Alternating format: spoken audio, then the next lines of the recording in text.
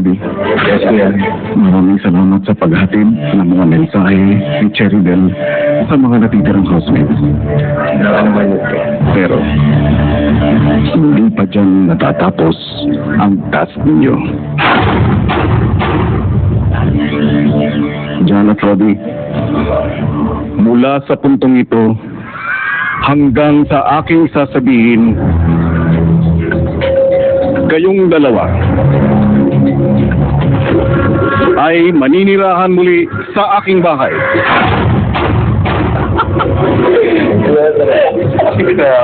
Sa inyong pagtira dito, susubukin niyo ang siyang nanatitirang housemates sa pamamagitan ng mga hamong ibibigay ko. Pagitan natin ng panungutin natin, susubukin natin yung mga housemates.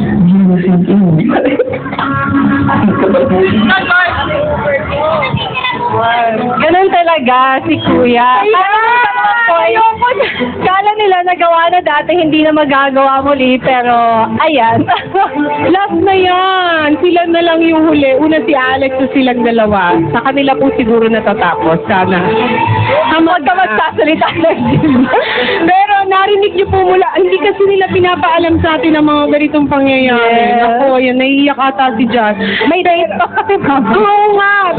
Pero gaya po ng narinig nating lahat, mananatili muli si John at Robbie sa loob ng bahay ni Kuya hanggang sa matapos nila lahat ng mga task at pagsubok sa natitirang mga siyam na housemates. Pero ano nga kaya ang task ng kartero ni Kuya at sino-sino rin ba ang malalagay sa alanganin na listahan ng mga nominado? Hindi pa rin sila makaget over. Yan ang pag-uusapan natin bukas sa primetime pagkatapos ng Aquino and Abunda Tonight kasama ni Tony. Sa Overtime Online alas 8 ng gabi Manila Time kasama sila Slater, George at Jaya syempre sa Uber pagkatapos ng Moon of Desire. Para sa ngayon, ako muna.